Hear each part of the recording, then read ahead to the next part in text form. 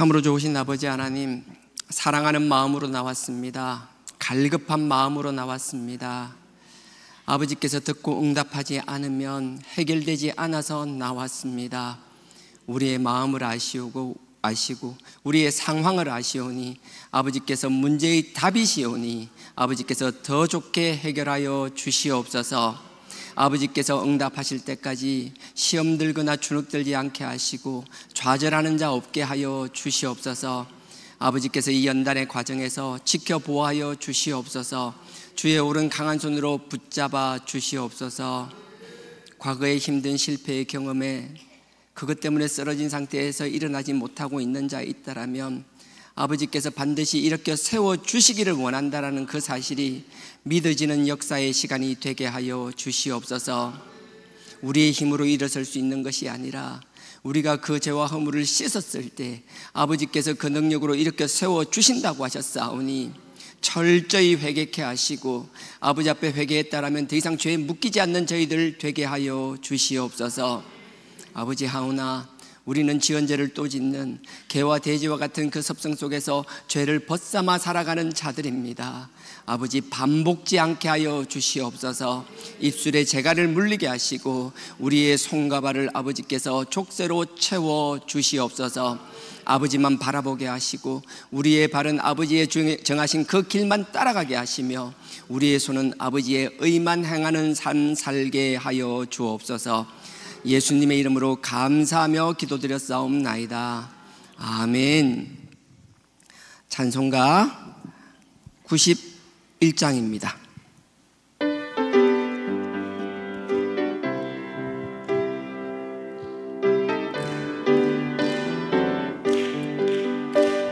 슬픈 마음 있는 사람 예수 이름 믿으면 영원토록 변함없는 기쁜 마음 얻으리. 예수의 이름은 세상의 소망이요 예수의 이름은 천국의 기쁨일세.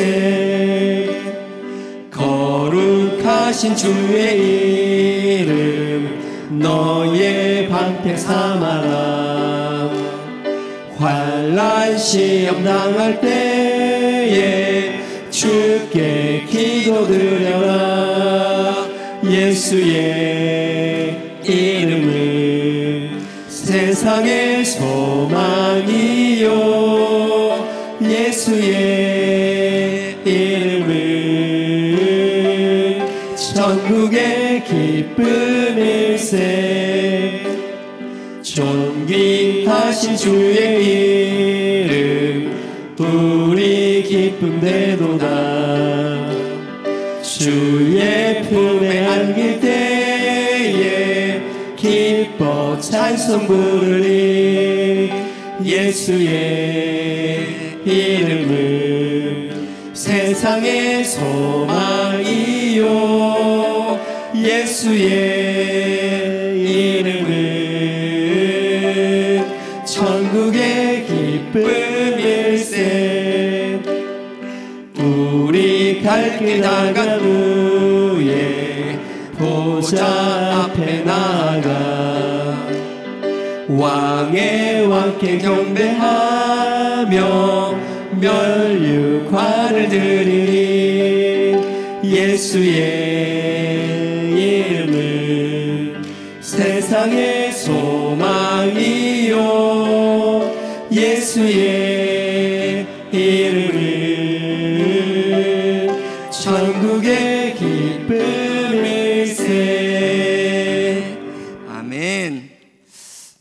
오늘 말씀은 구약 시편입니다. 시편 43편. 시편 43편입니다. 구약 832페이지.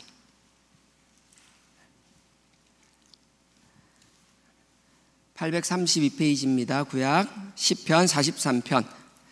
자, 1절에서 5절까지 전체 다고요. 우리 한 절씩 교독하도록 하겠습니다.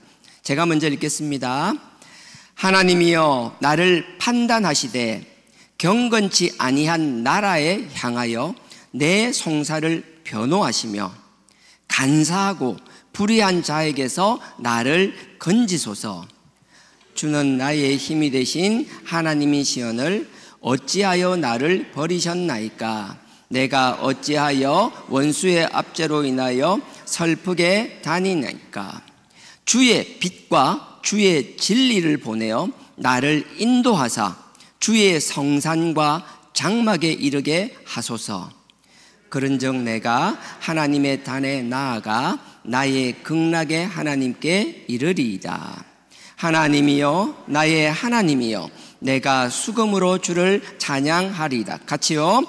내 영혼아 내가 어찌하여 낭망하며 어찌하여 내 쇠고서 불안하며 너는 하나님을 바라라. 나는 내 얼굴을 도우시는 내 하나님을 오히려 찬송하리로다. 아멘. 여러분들 시편 43편은요 시편 42편과 하나예요. 지금 나눠져 있는데 하나의 내용으로 보시면 되고요. 그래서 시편 43편을 보기 전에 42편에 표제어 있잖아요. 위에 표제어 조그마한 게 있거든요. 그게 43편에도 동일하게 적용되는 거예요. 그래서 오늘 본문은 43편을 하겠지만 그 표제어는 42편의 걸 한번 제가 읽겠습니다. 여러분도 같이 보세요. 시편 42편에 보면 작은 소제목 있죠. 표제어가 고라 자손의 마스길 영장으로 한 노래. 저도 어릴 때 이 설교를 들을 때 다윗의 시라고 이야기를 많이 들었는데 정확하게 말하면 다윗의 시는 아니고요 고라의 자손들이 쓴 거예요. 여러분 고라의 자손이라면 고라는 어찌 보면 좋은 표현은 아니에요. 우리가 막 이렇게 매국노 하면 이완용하고 막 그게 고유명사처럼 막 이렇게 되듯이 이게 고라 하면 안 좋은 이미지가 많아요. 그래서 이거 뭐 하나 잠깐 끼워 놓으시고요. 네. 민수기 27장 한번 가보겠습니다. 민수기 27장입니다.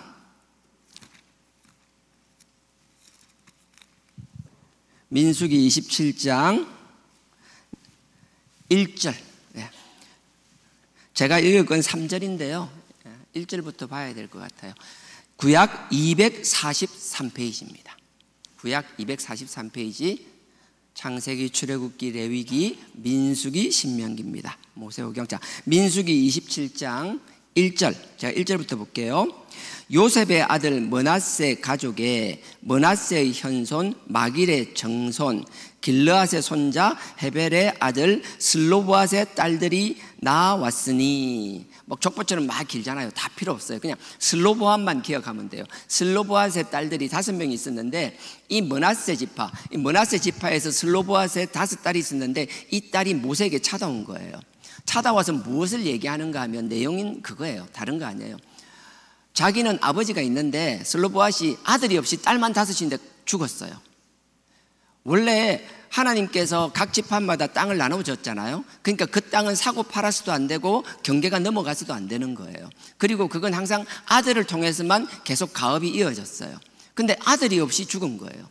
딸이 5명이 멀쩡하게 살아있는데 아들이 없다라는 이유만으로 자기 아버지의 유업이 다른 사람에게 넘어가는 게 합리적이지 않다. 이건 말이 안 된다. 그래서 모세에게 찾아와서 5딸이 모세에게 하는 얘기예요. 근데 얘기를 하는데 뭐라고 하는가 하면요, 우리 아버지가 고라처럼 나쁜 짓 하다가 죽은 거 아니지 않느냐. 우리 아버지가 고라처럼 살다가 죽었으면 우리도 아버지 재산 달라 소리 안 하겠다. 근데 우리 아버지는 고라처럼 살지 않았는데 우리가 아들이 없다라는 이유만으로 우리 딸이 못 받는다는 게 말이 되냐. 막 그렇게 얘기하는 거예요. 도대체 고라라는 인간이 얼마나 나쁜 사람이길래 이런 예를 드는 거예요. 그만큼 고라에 대한 이미지는 부정적이었어요. 누구라도 고라처럼 되지 않는 것. 마치 유대인들이 서기관과 바리새인들이 세리와 창녀와 같이 되지 않은 걸 감사한다고 얘기하는 것처럼 사람들은 고라처럼 되지 않기를 원했고 고라에 대한 그 거부감이 굉장히 많았었어요. 3절에 그 내용이 나오는 거예요. 3절에요. 우리 아버지가 광야에서 죽었으나 여호와를 거스려 모인 고라의 무리에 들지 아니하였고, 고라 편 든 적 없고 고라처럼 살지 않았다라는 거예요. 그러니까 고라가 그만큼 안 좋은 이미지가 강한 거예요. 근데 다시 돌아가 볼게요. 오늘 다시 돌아가 보면 시편 아까 끼워놨잖아요. 그죠? 예. 오면 42편에 이게 누구의 시라고요? 고라의 자손이시라고요. 무슨 말인가 하면 고라는 고라도 그렇고 자손도 그렇고 고라라는 이름이 참 나쁜 이름이에요. 안 좋은 이름이에요. 민수기, 제가 시간 때문에 또 새벽 막 훌쩍 넘어갈까 봐 돌아왔는데요, 민수기 16장에 보면요, 모세와 아론에게 대적하는 사람이 나타나요. 16장 1절부터 3절까지 보면 모세와 아론을 대적하는 사람이 나오는데 누가 주동을 하는가 하면 고라가 주동을 해요. 근데 고라는요, 모세와 아론과 사촌지간이에요. 하나님께서 레위를 뽑아서 레위에서 레위지파에서 하나님을 섬기게 했잖아요. 그 레위는, 죄송합니다. 새벽부터 족보 이야기하는데, 레위는요, 게르손과 고핫과 므랄이라는 세 아들이 있었어요. 세 아들 중에서 둘째 아들인 고핫을 통하여 하나님께서 제사장 직분을 내려가게 하셨어요.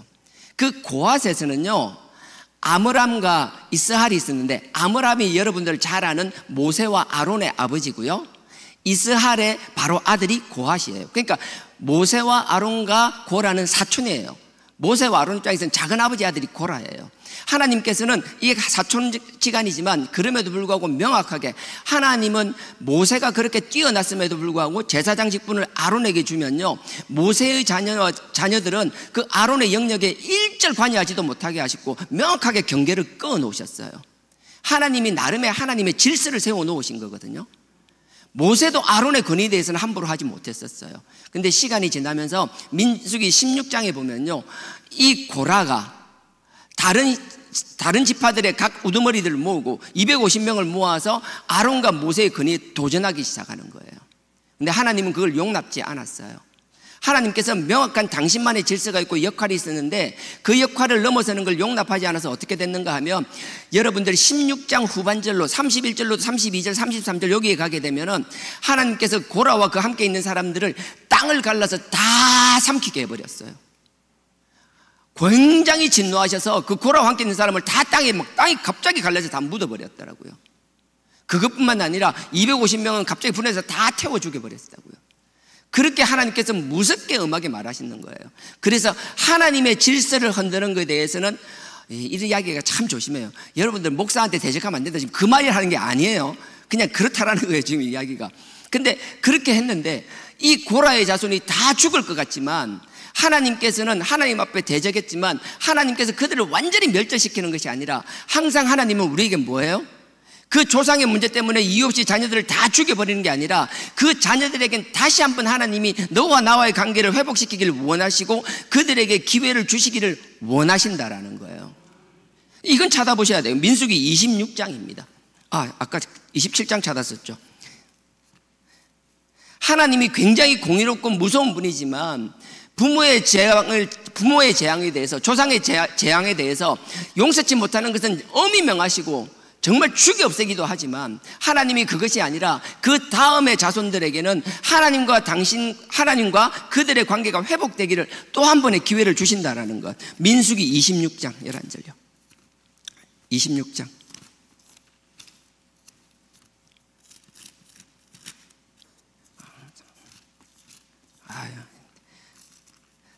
낮에는 핀 마이크니까 두 손을 쓰니까 편한데 이게 한 손을.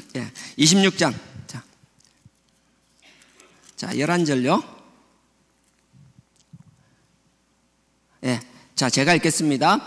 그러나, 위에 쭉 하나님이 징계를 말하는 거예요. 그 26절 11절. 그러나 고라의 아들들은 죽이지 아니하였더라.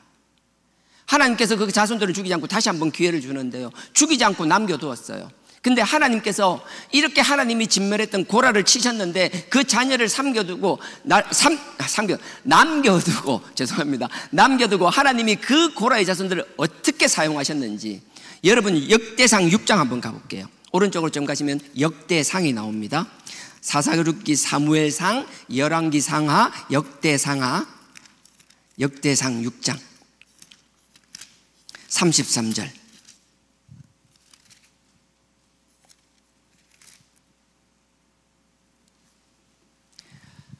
남겨두었잖아요. 이 고라를 치시고 난 다음에 그 자녀들을 남겨두었댔잖아요. 그리고 나서 시간이 지납니다. 다윗이 왕이 되었습니다. 다윗이 왕이 되고 나서 하나님의 법궤가 밖에 나가 있는 게 너무 마음에 거슬렸어요. 그래서 예루살렘에 성막을 만드는 거예요. 나름의 성막을 만들고 하나님의 법궤를 가지고 들어와서 예루살렘에 이제 모시게 됩니다. 그리고 나서 다윗이 무엇을 했는가 하면 이 하나님의 성막, 하나님의 법궤가 오고 나니까 너무 기쁘잖아요. 그냥 놔두는 게 아니라 이 법궤를 위하여 찬양하며 감사하는 사람이 반드시 필요하다고 생각하고 하나님께서 이 고라의 자손 중에서 사람을 뽑는 거예요. 그게 33절입니다. 헤만이란 사람을 뽑아요. 우리로 치면 지금의 성가대장 같은 역할을 하는 거예요. 33절, 직무를 행하는 자와 그 아들들이 이러하니, 그핫이 고핫을 말하는 겁니다. 고핫의 자손 중에 헤만은 찬송하는 자라. 하나님께서 헤만, 그 고핫의 자손 중에서 헤만을 뽑아서 하나님의 법궤 앞에서 하나님을 찬양하는 일을 맡긴 거라고요.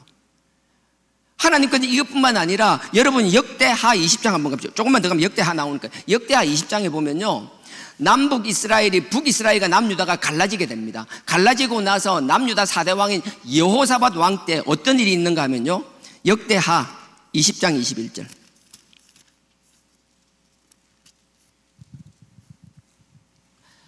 어떤 일이 있었는가 하면 여호사밧 왕 때 그 위에 있는 암몬과 아람과, 아람이 아니죠, 모압과 암몬, 모압, 에돔, 이 세 나라가 연합군을 형성해가지고 남유다를 막 공격하기 시작한 거예요.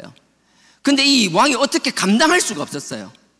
어떻게 해야 될지 몰랐어요. 하나님께서 기도했어요. 하나님께 기도하고 이 왕이 무엇을 했는가 하면, 자기가 그 고라의 자손들 중에서 아까 헤만이 성가대장이었댔잖아요. 그리고 나서 쭉 하나님을 찬양하고 찬송하는 일을 그 고핫의 자손들이 해오고 있었어요.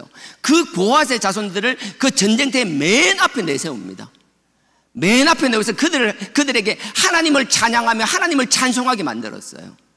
그게 지금 21절입니다. 제가 읽겠습니다. 보세요. 682페이지입니다. 역대하 20장 21절.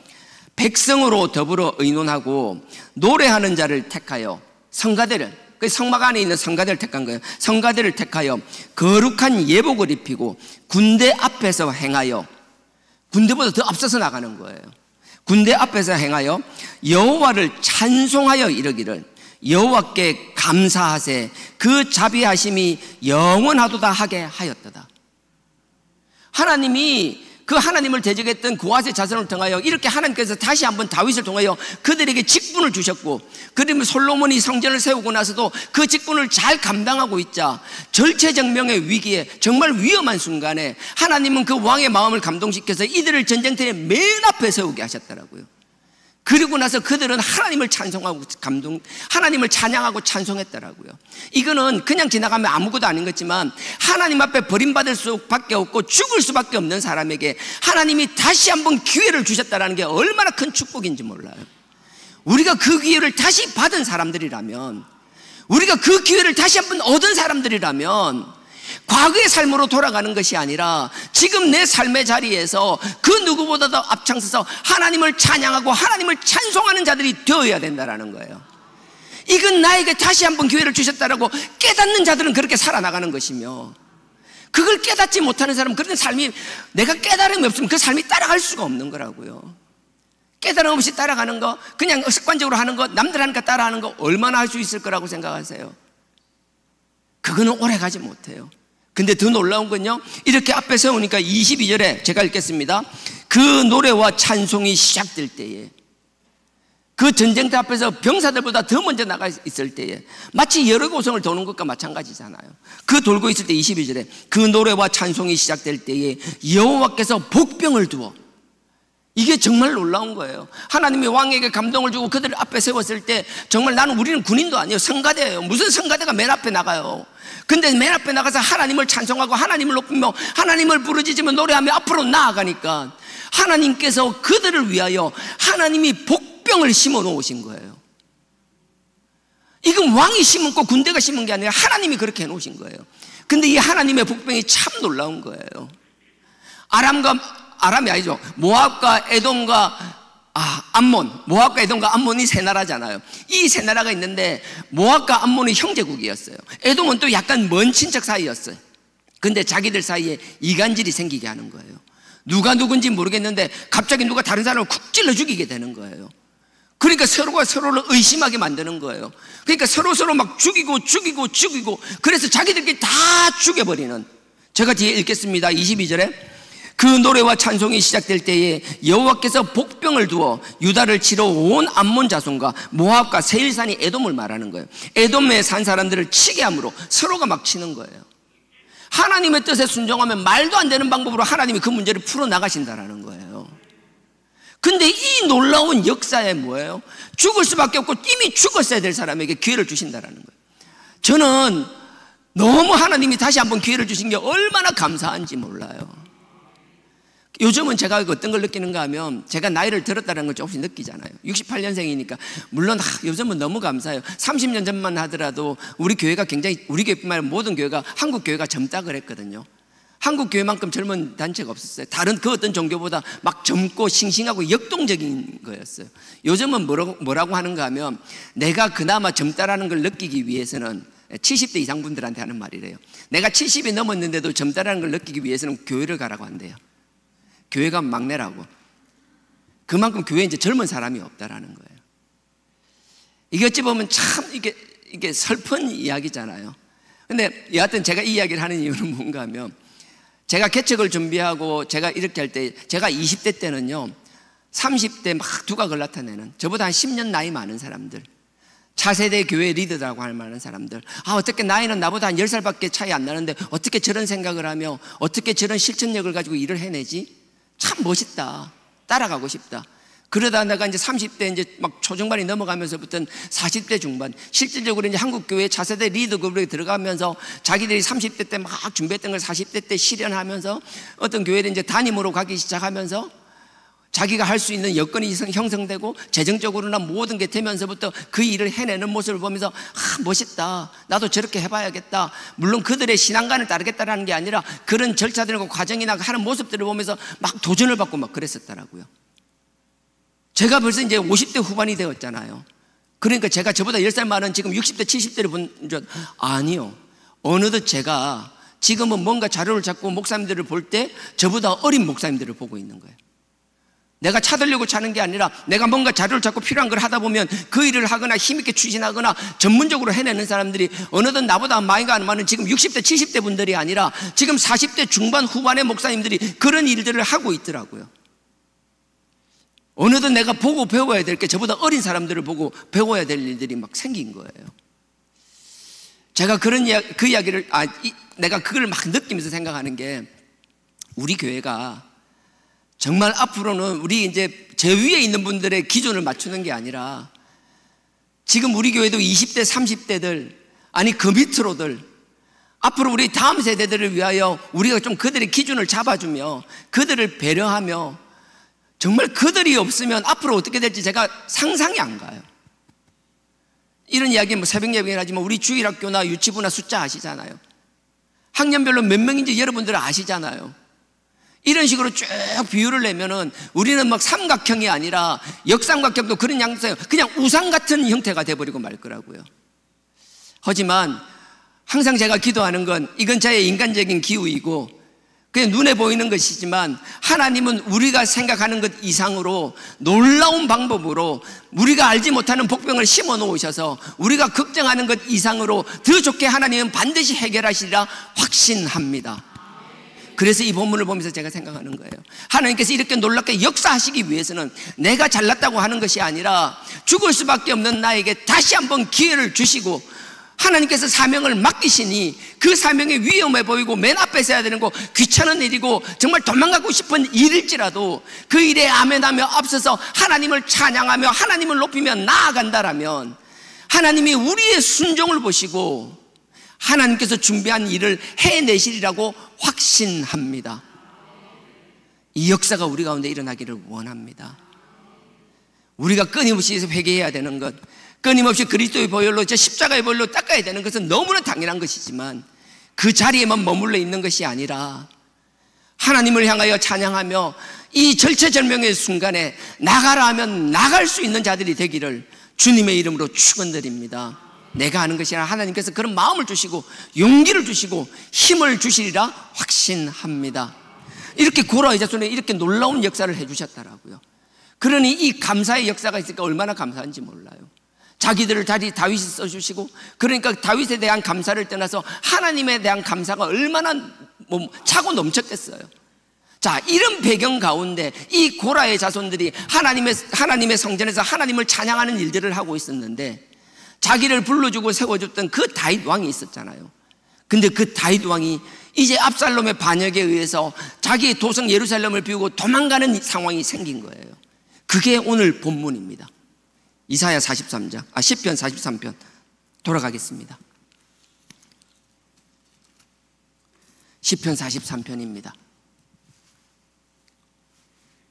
시편 43편을 아까 읽었는데요, 그냥 핵심은 5절이에요. 5절 제가 읽겠습니다. 내 영혼아, 네가 어찌하여 낭망하며 어찌하여 내 속에서 불안하여 하는고. 너는 하나님을 바라라. 나는 내 얼굴을 도우시는 내 하나님을 오히려 찬송하리로다. 여러분들이 이 본문을 읽으면 읽을수록 이해가 안 돼야 돼요. 이게 뭔 말이지? 누구에게 하는 말이지? 이건 누구에게 하는 말이 아니고요, 스스로에게 하는 말이에요. 고라 자손들이 얘기하는 거예요. 고라 자손들은 자기의 삶을 알아요. 자기 조상부터 이어진 일들을 너무나 잘 알아요. 죽을 수밖에 없는 우리에게 다시 한번 기회를 주신 걸 알아요. 그렇기 때문에 그들에겐 이 성전에서 섬기는 일, 하나님을 찬양하는 일이 얼마나 귀한지 몰라요. 다윗 왕이 도망가는 그것도 마음 아프고 슬픈 일이에요. 근데 이들이 이 예루살렘을 떠나서 도망 다니게 될 때 그들의 마음에 가장 갈급한 게 무엇인가 하면 그 앞에 3절 보십시오. 주의 빛과 주의 진리를 보내어서 나를 인도하사. 빛과 진리가 무엇인지 제가 설명하지 않겠습니다. 인도하사 주의 성산이 뭐 예루살렘성, 하나님의 성전이 있는 곳, 그들이 예배드리는 곳, 주의 성산과 장막은 뭐예요? 하나님의 말씀이 있는 그곳, 하나님의 성산과 장막에 이르게 하소서. 그리고 4절 보십시오. 그런즉 내가 하나님의 단에 나아가 나의 극락의 하나님께 이르리이다. 우리는 지금 해야 될 사명이 하나님을 찬양하고 하나님의 성전에서 하나님을 위해서 쓰임받는 것이고 하나님의 도구로서 살아야 되는데, 어느덧 내가 다윗 왕과 함께 이 도성을 비울 수밖에 없는 상황이에요. 몸은 떠나 있지만 우리의 마음은 그 어떤 상황에서든 항상 하나님의 성전을 바라보고 있는 이들을 바라보며, 우리도 마찬가지예요. 구속사를 이야기할 때 구속사는 뭐 세상의 구속사 아니에요. 이 성경에 정말 말도 안 되는 일들이 기록되어 있는 것처럼 그게 작은 구속사는 우리의 삶이 작은 구속사라고요. 우리의 삶도 온전한 사람이 없어요. 얼마나 많은 우여곡절이 있는지 몰라요. 그 많은 흔들림과 우여곡절 가운데서도 하나님의 성전을 떠날 수밖에 없는 상황이 있을지라도 우리의 마음은 항상 성전을 향하고 있어야 된다는 거예요. 그래서 여기 보면 빛을 보내달라, 진리를 보내어달라. 빛과 진리가 구약적 개념과 신약적 개념이 있겠지만 지금 설명하지 않겠습니다. 그게 무엇인가가 중요한 게 아니라 이 마음이 갈급할 때 하나님 무엇을 통해서든 누구를 통해서든 내가 하나님의 성전을 바라보며 내가 하나님의 성전에 나아갈 수 있게 하여 달라라고. 하나님은 놀라우신 분이고 하나님은 영적인 분이시지만 하나님이 당신의 뜻을 이루기 위하여 이 삼라만상 모든 것을 다 지배하는 분이 오니, 자연을 통해서든 세상의 이치를 통해서든 세상의 현상을 통해서든 아니면 사람을 통해서든 어떤 방법이든 내가 다시 한번 성산을 바라보며 하나님의 성막을 바라보며 여호와의 단 앞에 나아가게 해달라는 그 간절함이 있었기 때문에 이 이후에 여호사밧 나라는 갈라질지언정 그들이 하나님을 사랑하는 마음은 조금의 변화도 없었기 때문에 그 중심을 보시고 하나님은 그들을 전쟁터 맨 앞에 세우시며 그들을 통하여 하나님은 말도 안 되는 놀라운 역사를 일으키고야 마는 분이라는 거예요.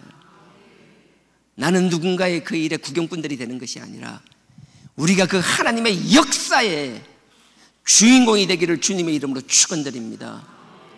그 역사의 구경꾼으로 끝나는 것이 아니라 그 역사의 주인공으로서 하나님을 높이며 찬양하는 자들이 되기를 주님의 이름으로 축원드립니다.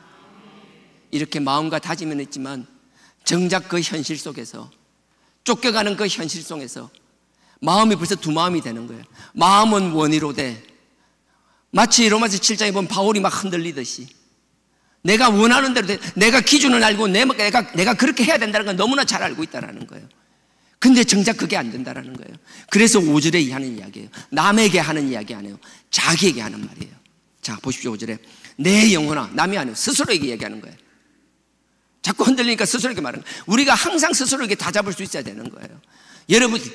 여러분들이 정말 하나님의 자녀로서, 하나님의 백성으로서 성공하는 삶을 살기 위해서는 누군가의 음성을 통하여 깨닫는 것도 중요하지만 그 상황상마다 여러분이 여러분 스스로에게 선포할 수 있어야 되는 것이라고요. 그러니 여러분 스스로에게 선포하기 위하여 여러분들이 항상 날선 말씀 위에 서 있어야 되는 것이며, 하나님과의 기도를 통하여 하나님 관계를 계속 유지해야만 되는 것이며, 저 십자가의 그리스도의 보혈로 우리를 자꾸 무디게 하는 우리의 죄를 씻어낼 수 있어야 된다는 것이에요. 여러분들이 그런 상태를 유지함으로 해서 여러분 각자 스스로에게 이렇게 선포할 수 있기를 주님의 이름으로 축원드립니다. 5절, 내 영혼아, 남이 아니고 자기에게 하는 말이에요. 내 영혼아, 네가, 자기에게 말하는 거예요. 네가 어찌하여 낭망하며, 여기서 낭망한다, 부러진다, 꺾어진다, 꼬꾸라지다 이런 뜻이에요. 너는 분명히 해야 될 걸 알고 있는데 왜 자꾸 자빠지고 쓰러지냐라는 거예요. 남이 하는 거 스스로에게, 너 지금 이렇게 쓰러져 있으면 안 돼, 이렇게 자빠져 있으면 안 돼, 이렇게 넘어져서 포기하고 있으면 안 돼. 스스로에게 다 잡을 수 있어야 된다는 거예요. 어찌하여 낭망하는요. 그리고 와서 또 보세요. 어찌하여 내 속에서 불안하는고. 너 왜 자꾸 두려움에 떨고 있어?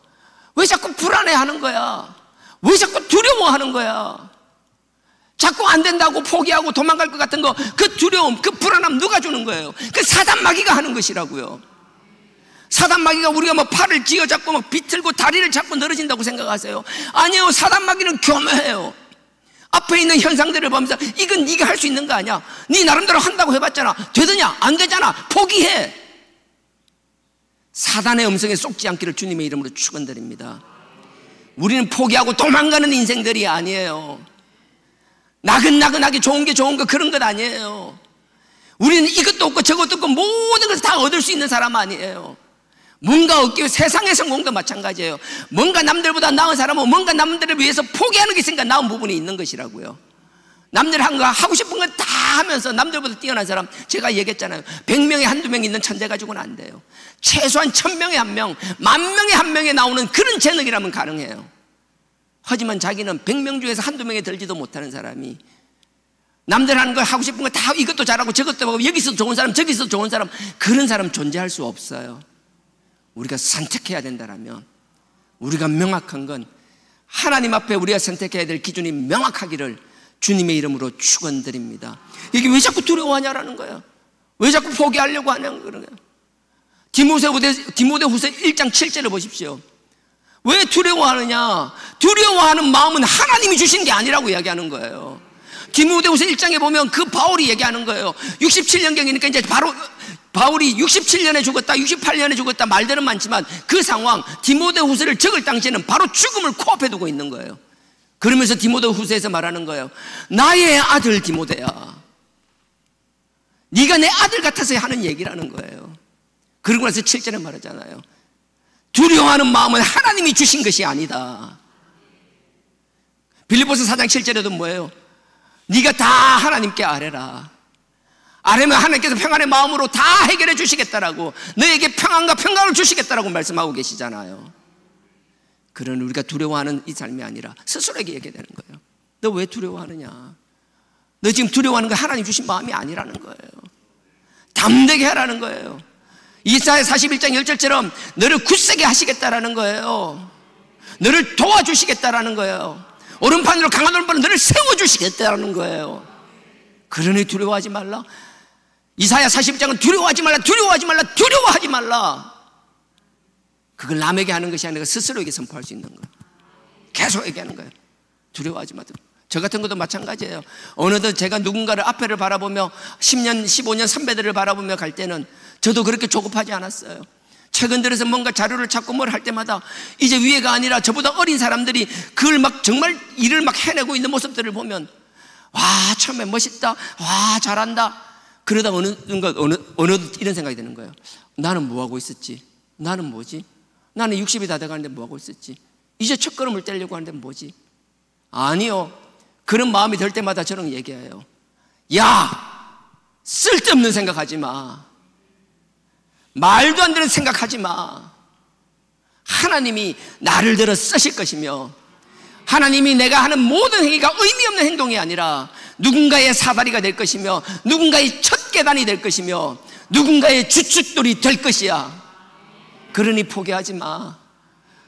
더디다고 포기하지 마. 네가 할 수 있는 최선을 다해. 그러면 내가 인정해 줘. 나는 끊임없이 하나님께 그런 음성을 듣기를 원하고 실제로 하나님께 그런 음성을 듣는 걸 듣기도 하며 내 스스로에게 다 잡는 거예요. 아시잖아요. 제가 재능이 없는 건 너무나 잘 알잖아요. 목회하기에는 부족한 것밖에 없잖아요. 뭔가 좋은 게 없잖아요. 그럼에도 불구하고 이건 내가 하는 것이 아니라 하나님을 믿고 그 사명을 믿고 나아가는 것이라고요. 난 여러분 삶의 자리에서도 마찬가지라고 생각합니다. 여러분 가정에서도 마찬가지라고 생각합니다. 크든 작든 하나님 주신 삶의 자리에서도 마찬가지라고 생각합니다. 스스로에게 선포하십시오. 왜 좌절하느냐? 왜 두려워하느냐? 얘기하십시오. 스스로에게 얘기하세요. 그렇게 하지 말라라고. 어찌하여 낭망하며 어찌하여 내 속에서 불안하여 하는고? 너는 하나님을 바라라. 결국 뭐예요? 네가 불안할 때 뭐예요? 하나님 바라보라는 거예요. 바라던 호프 소망이에요. 하나님께 소망을 두라는 거예요. 하나님의 뜻은 우리가 잘못되는 거 아니에요.